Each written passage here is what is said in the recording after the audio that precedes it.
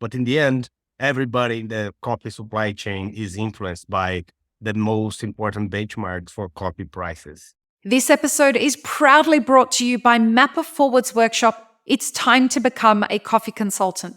Learn how to diversify your revenue streams and create freedom from your day job while saying goodbye to that alarm clock forever by becoming a consultant within the coffee industry or directly to consumers who have shifted towards home brewing and home roasting.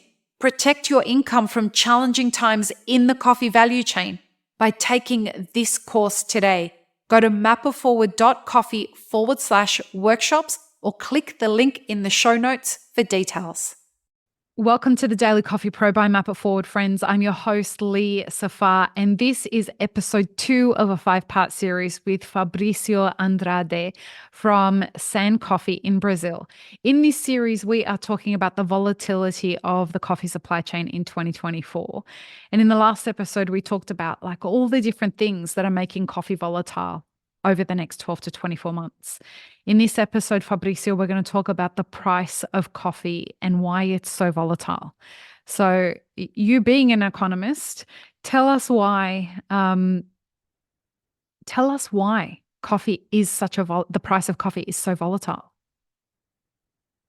Oh, that's a challenging question, but hello, how are you? Good. Uh,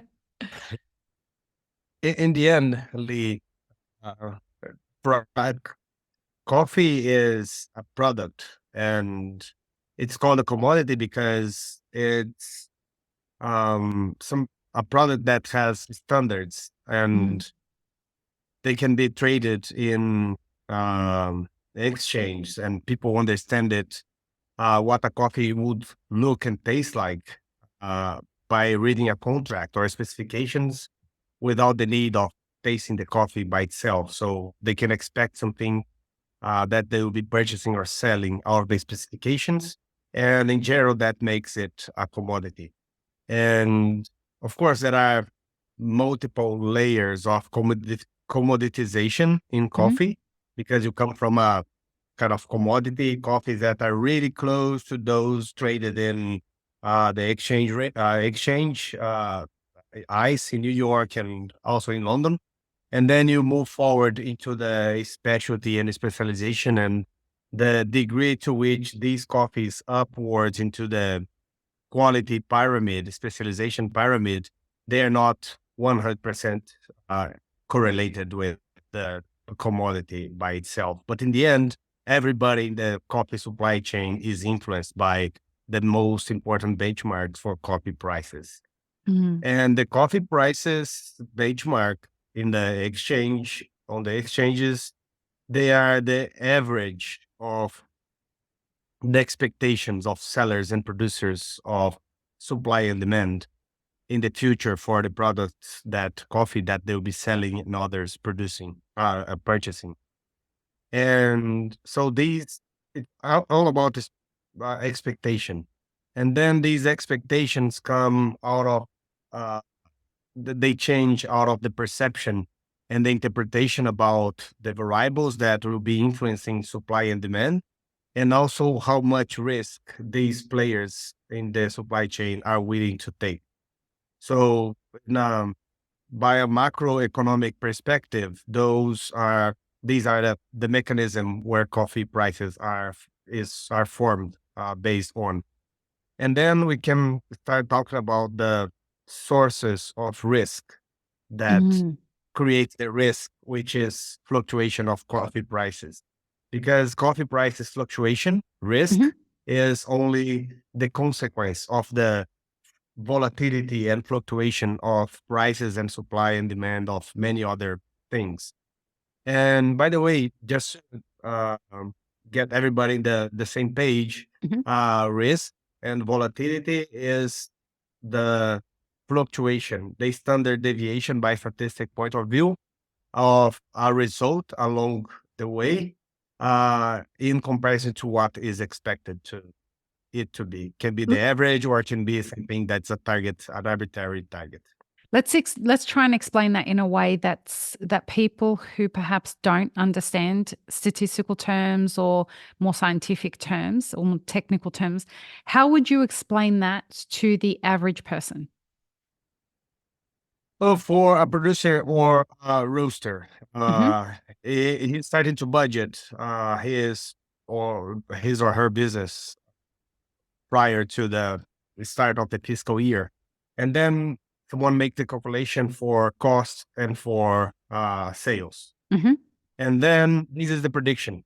And then the risk is the likelihoods, the probability of the real cost and the real revenues and sales um, are different in the future than what you predicted before. So those are the risks. So your Right. margins can be high or can be lower. So essentially, what we're saying is that what we expect isn't always what ends up turning out. And the difference between what Exactly. we expect and the actual outcome is where the risk is. Exactly. Yeah. Right. And So for a coffee producer, the risks are in the cost that he expects his bag of coffee or his pound of coffee to to be, cost. and the sales price he will be achieving when he decides to sell his coffee. So the when the producer expects that something is going to cost him X dollars, and so his prediction is going to cost him X, and then if it does cost him that, he's going to be able to sell that bag for Y uh, Mhm. amount. And there are a lot of external factors that can influence both of those two different numbers. And it sounds like things like geopolitics and economics and logistics and government policy, as well as inflation, and all of these kinds of things are external factors that impact both of the predictions that happen at the beginning when the producer is saying, so I think I'm going to be able to produce a pound of coffee for this much, and if I can produce it for this much, I'm going to sell it for this other amount. Am I Exactly. understanding that You correctly? live it. Okay, Yeah. so Like, go on. when we predicted as producers in 2021 that we'll be harvesting X amount of coffee bags and our cost production per bag of coffee in Brazil will be Y. And Hmm. then the frost hit into Right, July 2021. And then just afterwards, we were kind of recovering off right. the hit we got. And then Russia invaded Ukraine in Yep, February 2022.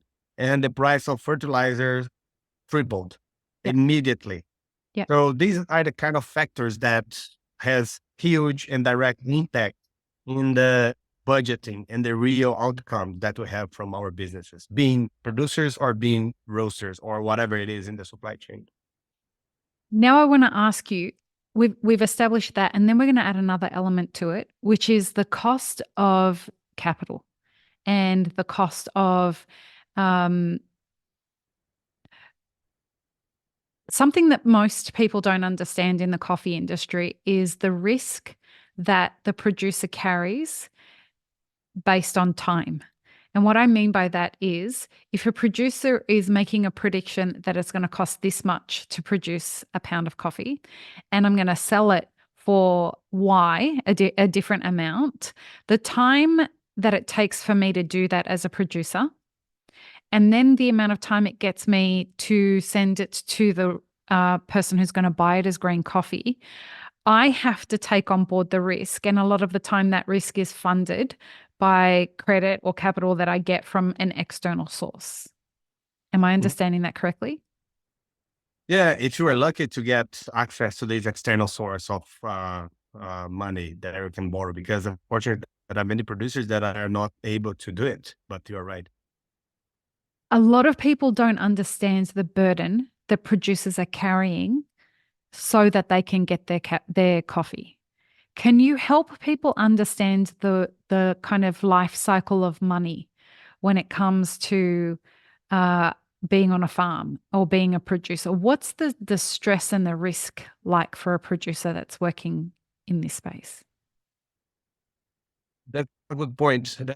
The first aspect is that coffee, you harvest it once or twice, or eventually 3 times, but it's heavily concentrated within the income flow is heavily concentrated within a couple of months into Hmm. the year.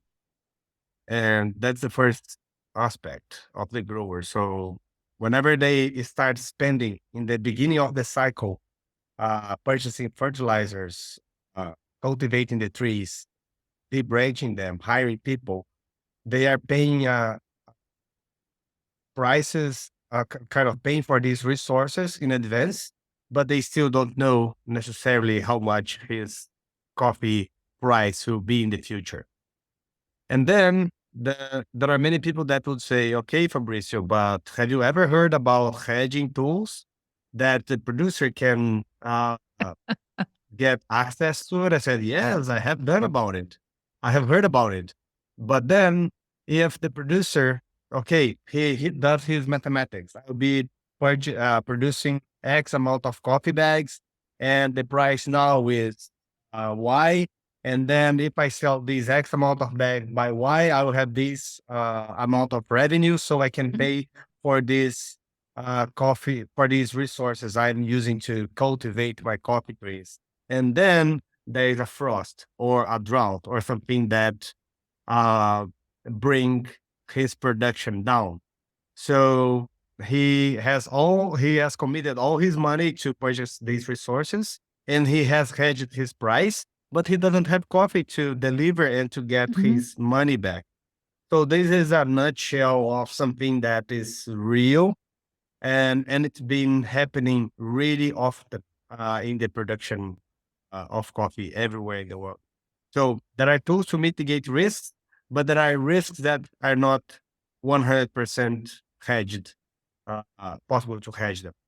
And it's also hedging is quite an like a privilege. In order for you to hedge against the C market, you've got to understand how to do that. You've got to have access to capital in order to do that. You've got to you've got to have at least extra resource to be able to do that. When most producers are not lucky enough to be able to start playing in that space. Yeah, there are. I cannot speak to all the countries Yep. because I don't know all of them in depth. But in Brazil, yes, the producer to get access by himself to these hedging tools, he needs to get a little bit more money to be a little bit more educated. Yep. But the cooperatives have been doing a great job in facilitating these hedging tools to the producers in Brazil recently. It's it's So going the to be cooperatives can help a lot. that, and that's wonderful that the cooperatives can help. The challenge in a lot of origins is that the cooperatives are not independently owned. They're owned by a lot of the big uh, importers and exporters, and they have, they need to be buying the coffee at a specific price from producers, whether they're buying it in cherry or whatever state they're buying it in. Um, they need to make their money and as much of their money as they can as well. So all of this stuff is going to impact the price of coffee, which raises a really interesting thing there. Which price of coffee are we talking about? Are we talking of the price of coffee that gets sold to the person who's buying the end product that's going to be roasted? Are we talking about the farm gate price? What do we mean by the farm gate price? Are we talking about the price that we're selling to the co-op? There's so many different places that coffee costs a different thing. And how do we assess the volatility of how that's working, and where the volatility lies in the supply chain when it comes to pricing? Where is it? Do you know, Fabricio? Where is it? That's a good point. Lee, Is it more at the cherry point? Like if a producer is selling their cherry, is the price more volatile? Is it more volatile if they're getting it to a wet mill? Where is it? Where's the volatility? I believe, and again, I need to do a disclaimer here because eventually there are some people saying, "Hey, Fabricio and Lee, volatility is to everyone in the world. So everybody faces certainty. Everybody faces struggles in business, in life, Yep. and it's not only on the producing side." Yeah, it's right, Correct. but then the producers, they are in the supply chain. They are there are a lot of them living in remote areas with lack of access. So far, we need to mitigate it. We need to overcome and address this problem. But so far, it's still the reality with Yeah. lack of access to information, knowledge, and so forth. Though we need to help them out, understand it, and uh, do right thing by themselves along the way. But it Hmm. takes time. So that's the only thing we need to help them out. And the volatility is everywhere. Everybody faces risk, but under my comprehension, the only link in the supply chain that works on most of the time unhedged uh, is the producing side. Hmm. So producing sides, they are not hedged within their cost of production nor by their prices most of the time. But then you come to the wet mill, cooperatives, exporters, importers, roasters, supermarket, everyone is trying to hedge their position in order to lock in their sales prices and their cost of production or acquisition. So that's my point here. Everybody faces the same volatility, but there are some that are working wisely in locking sales price and cost, and there are others that are not, which Okay. are most of the time the producer. In the next conversation, friends, we're going to take what we've spoken about here in this conversation, which is, why the price of coffee is so volatile. And then we're going to take a look at how that has a very real impact specifically for coffee producers. Because as Fabricio was saying, everyone's experiencing volatility when it comes to pricing. A cafe hedges against coffee that could be a loss leader by selling muffins, right? So they're expecting that the extra profit that they're making in a muffin is going to hedge against any losses that they may make in the coffee. And they're hoping that they sell enough muffins so that they can hedge against that as a loss leader. We get it. But the producers are the ones that are carrying the majority of the risk here. They are the ones that are most open to external forces that are going to derail the potential of their success. So join us in the next episode as we explore why the price volatility will impact producers the most and how it will impact them the most. Peace, love, and peanut butter. Have an amazing rest of your day. I really hope you enjoyed this episode, friends. Please don't forget to show us some love by subscribing, liking, commenting, and most of all, sharing this podcast with your friends. Check the show notes for links, including our sponsors and our Patreon. And stay tuned for more great conversations on the Daily Coffee Pro by Map It Forward.